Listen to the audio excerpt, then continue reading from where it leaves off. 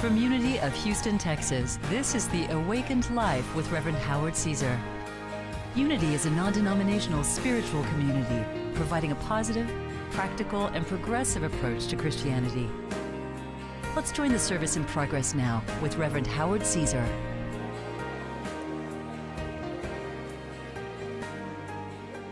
There's a lot of love in this room. We got stuff to do. Here we go. I have to start my little timer. For those who are watching on television, I'm new to you. I've only been on the television broadcast since March or April, but I've been around for a little while. But now that I am on the TV broadcast, I have to be mindful of the time. That's good for you all. I can't go long anymore. And I have to be very mindful of what I say, and I'd like to start with a story about another minister who had to be mindful about what he said. A minister of a city church enjoyed a few drinks, but his passion was for peach brandy. One of his congregants would make him a bottle each Christmas.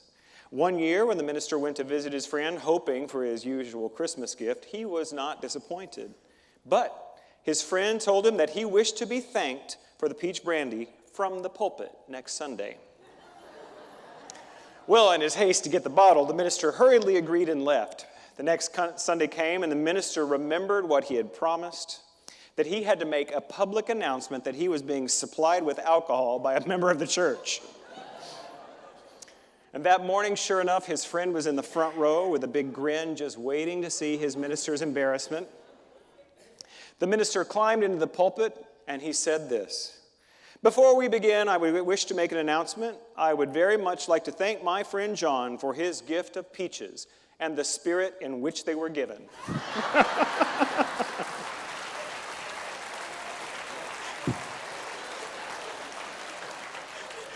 Great.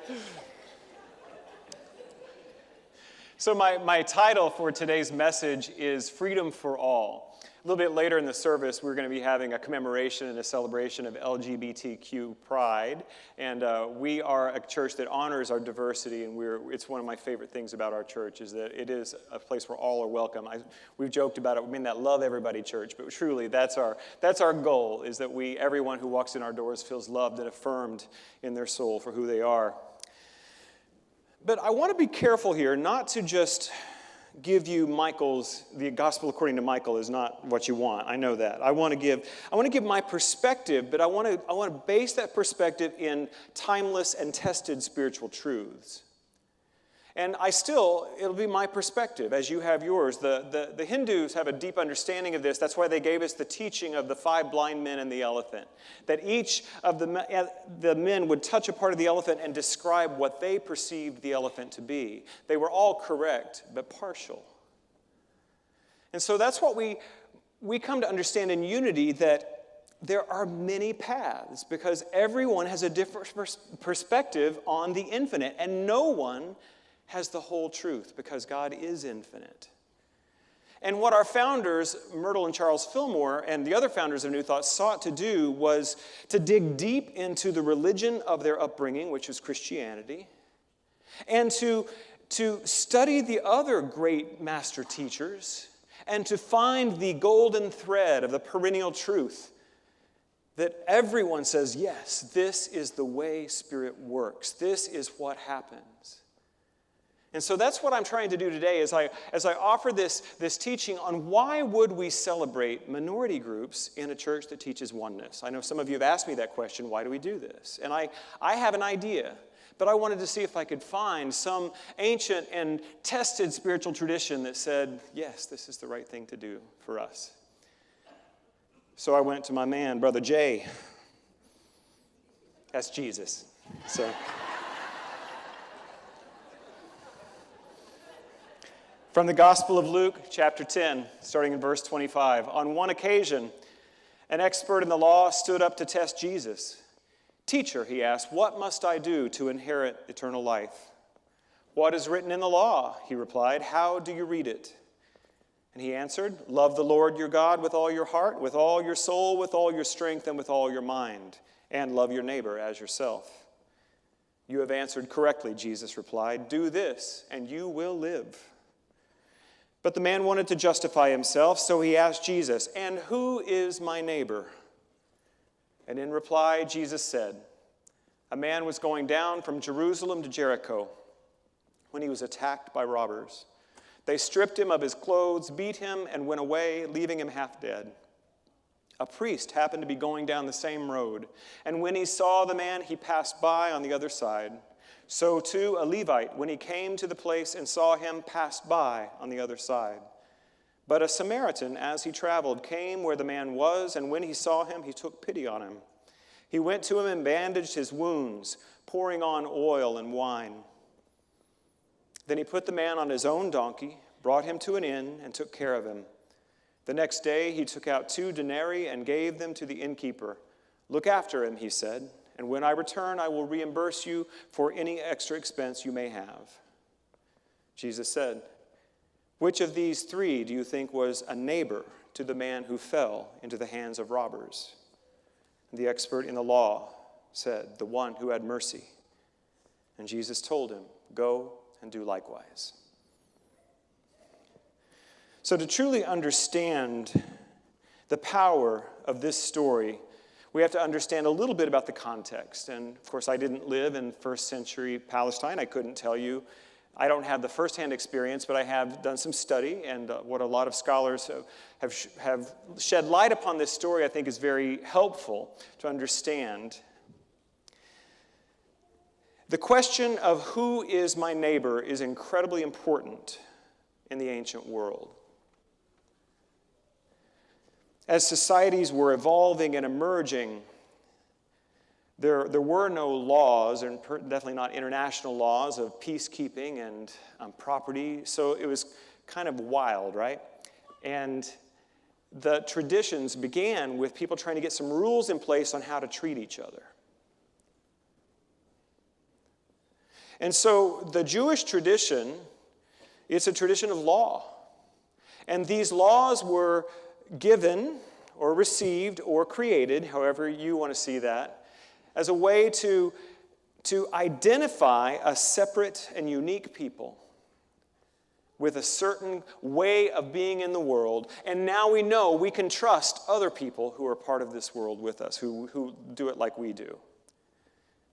And so to a first century expert in the law, as this story tells us, this would be like a religious law lawyer, this is a big question. Just who do you think my neighbor is? And in that, not just in the Jewish tradition, but in most ethnic groups or tribes or peoples at that time, the neighbor would have only been us. Because they also had a strong concept of non-neighbor, and that would be them. Those people who do not subscribe to our way of being, do not follow the same books we follow. They are not us. They are separate. And so often these scholars were trying to catch Jesus in his not being a good Jew. And so that's why he answered the man's questions with more questions and directed him to what the Hebrew Bible, the Old Testament, said about what do you think you're going to get eternal life. And it's by loving God and neighbor and self. And so this is the question that I bring to us today. Who is our neighbor?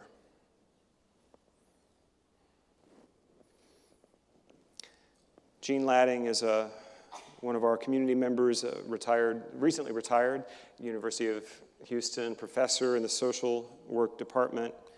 She was doing some work with us here, and we had a race dialogue with a couple of other folks, and really powerful work. And she said something a couple of weeks ago that has been ringing in my consciousness. She said this: to understand unity, we must understand differences.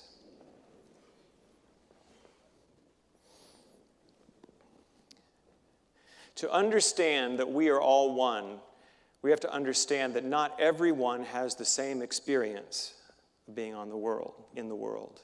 And we know this is true. Jean Marie and I were talking about this between services, that in unity we're really good at the individual and the universal. Like we're all just the same, we're all equal expressions of God, and we're all unique and uniquely gifted and experiential of God.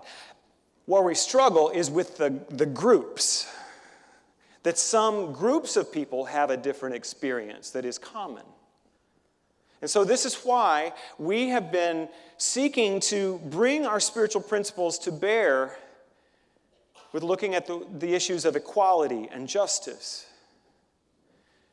with the issues of how can we bring peace and oneness into the world we live in.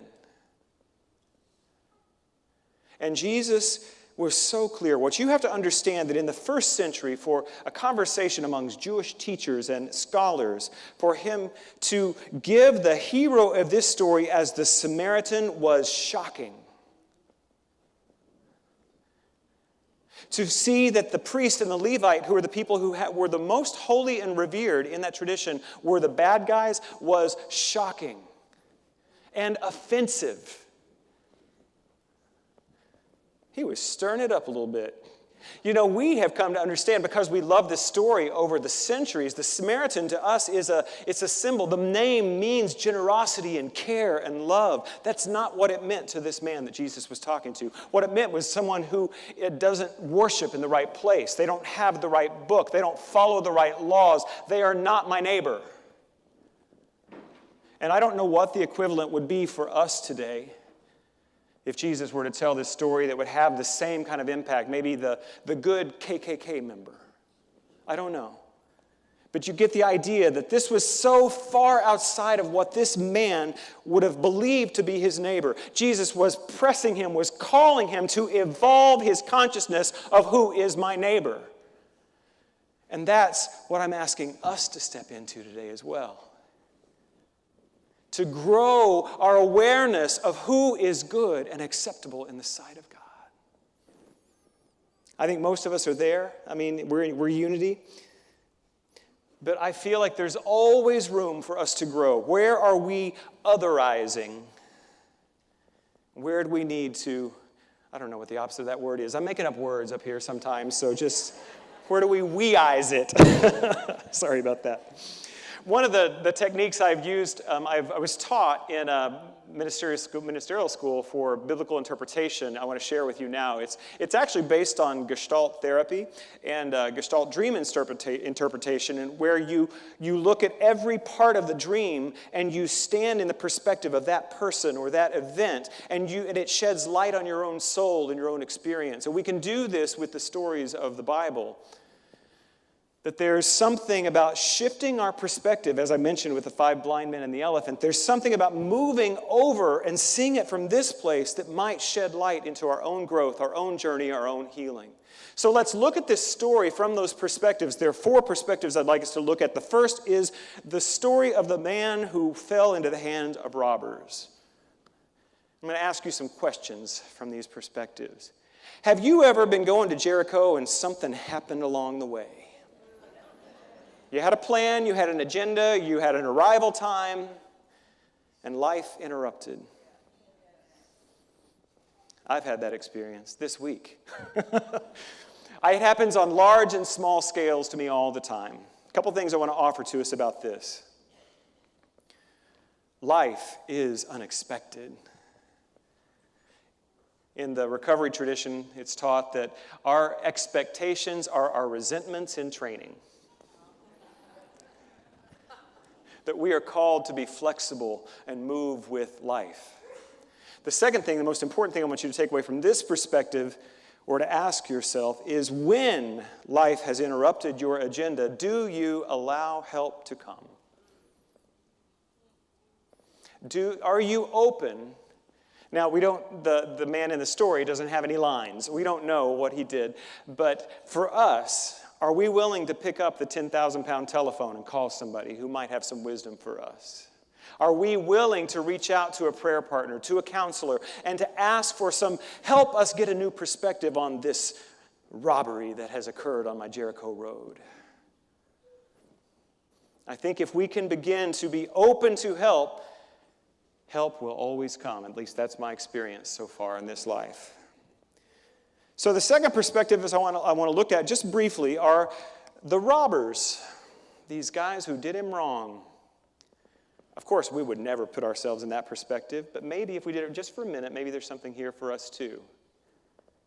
Have you ever robbed somebody of their joy by your expectations, by your need for a situation to be different? And here's an even tougher one. Have you ever robbed yourself of your own joy or your peace? Have you ever stood in the way of your own experience of God's good? No need to raise your hands. I think it would be unanimous that we have all been the robber. Let's move into the third perspective, the priest and the Levite. These are the good guys, right? In the culture, these are the ones who follow the rules, who keep it straight, who do what we're supposed to do, who do what tradition has told us to do. These are the ones who are doing it right. Aren't they the good guys? Charles Fillmore wrote a really wonderful, it's kind of like a standard still to this day, metaphysical Bible dictionary. It's still in print. It's called The Revealing Word. And he takes all of the words and concepts in the Hebrew Bible and in the Christian Bible, and he gives us his perspective, but I think there's some good ones here. He says the priests and the Levites. Metaphysically, these are ideas of priestly authority and religious guidance of the intellect. The priests and the Levites represent our so-called natural religious tendencies, meaning that they are the things that will create the ritual and the framework, the structure for us to navigate life. And we need them. But that's not where we find that aliveness in God. It's not in following the rules. That's not where we find the intuitive spark. That's not where we find that flexibility of moving with life on life's terms in the flow of the Spirit. We can get so caught in the way we think it's supposed to look that we miss the miracle. Where do you set yourselves above others? You know, I grew up in an evangelical home, and I knew that the right way to get to God was by saying the sinner's prayer, and I was also half my family was Pentecostal, so yeah, that had to be evidenced by the speaking in tongues. So to get in the circle of good with God, it was little. And once you're in that circle, you could feel so superior. I got it. I got the truth. Doesn't that feel good? It's a perspective. Some people, not in this church, but in some unity churches, they get here and think, now I've got the truth. A smugness. A spiritual superiority. That's not the truth. That's just a perspective. You know, one of my great spiritual heroes or heroines is St. Teresa, Mother Teresa. She did not practice unity theology. She exhibited the qualities of Jesus Christ on earth and healed people by her presence and her actions. You're going to tell me that she's less evolved because she didn't go to unity and take lessons in truth? We have to look at our own smugness around we've got the right answer. And the last thing I want to ask us about the Levite and the priest of the story is said that they came to the man, and then what did they do? Do you remember? They crossed to the other side. Both of them. He said it twice. The priest and the Levites, they came upon the man who was half dead, the story says, and they walked to the other side of the road to avoid him. Now I know, this is where my friend Cynthia said, now, Michael, you've stopped preaching and gone to meddling.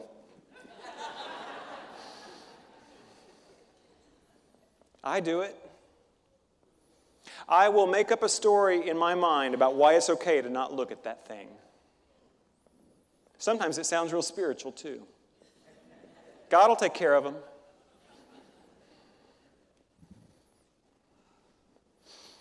Just take a breath. We build an illusion so that we don't have to look at the things that are asking for our attention. Love is all there is. God is right where we are. And the way we reveal love and God on earth is in the difficult things. Father Gregory Boyle, he spoke to us at convention, and he talked about the people, the young people that he had helped get out of the gangs and save their lives. And he said he didn't want to live in a world where we had throwaway people anymore. And he said, if we go to the people that are living at the margins of society, if we go and be with them, the margins disappear.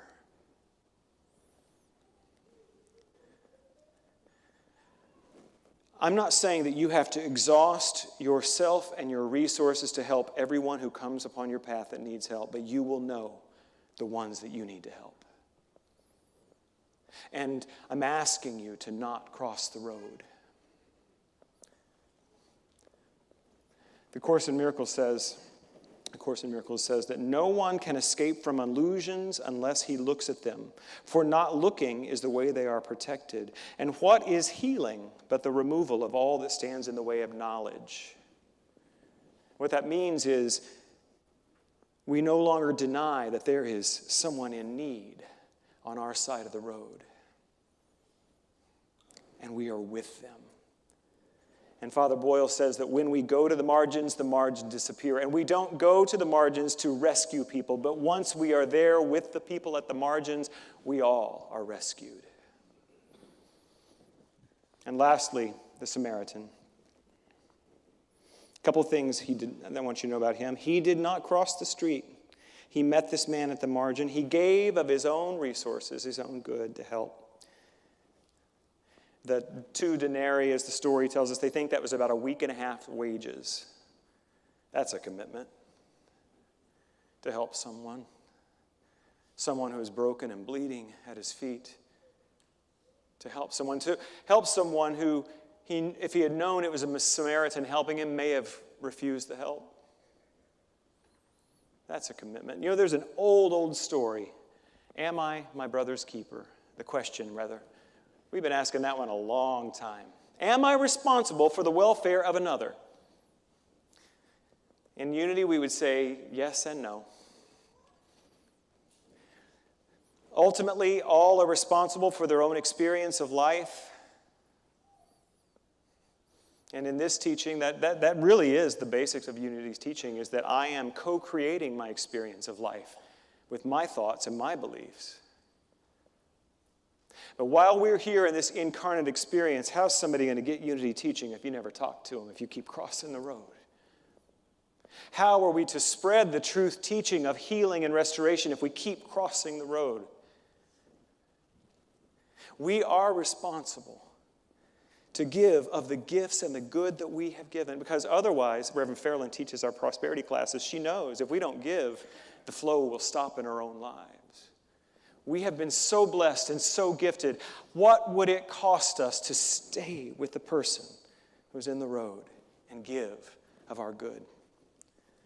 We are called to love God and to love our neighbor. How do we do it? Well, I'm just going to give you an example from my life here recently. I had to have a conversation. A difficult conversation. One that I don't think either of us wanted to have. Needed to happen. And I know I'm a minister, but I was a little angry. Just a tiny bit, just a ministerial amount of anger. Just a little bit. And I'm sure it was righteous. I'm sure it was. Because I'm sure I was right? Oh, I was going to shift my perspective. Isn't that what I've been telling you? I did. I was in the role of the man who had been set upon by robbers. I did ask for help. I got some perspective from my prayer partners. Trying to get a strategy. I love strategy for that conversation. First, my strategy was, how can I win this? And then what was revealed to me was that I needed to show up for that conversation and listen. Just listen with a soft and open heart. That's not what I wanted to do. But it was right there in the road, and I wasn't going to cross to the other side. So I came into that room, into that conversation, and I sat and I listened with a soft and open heart. It wasn't easy. It cost me. I had to give up my own rightness for a little while. That was expensive. And guess what happened? Something got healed in both of us. That's what I'm talking about today when we're talking about who is my neighbor, who is worthy of my love. This is from Hafiz, who is a Sufi poet from the 14th century. This one's titled, How Do I Listen? How do I listen to others as if everyone were my master speaking to me his cherished last words? In Hinduism, there is a beautiful practice called namaste, that the indwelling divinity in me sees and recognizes that in you, and I honor it. If everyone is our neighbor, how will we listen? How will we love? How will we see them? So today we do celebrate all people, and we celebrate you, and we ask you to be together with soft and open hearts as we love our neighbor. God bless you.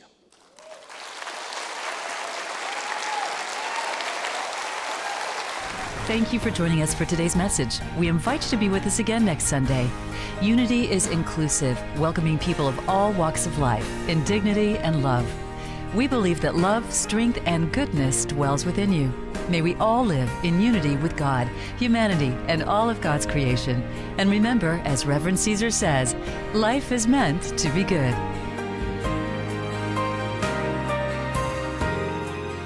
Hi, thanks for tuning in today. I hope you enjoyed our message.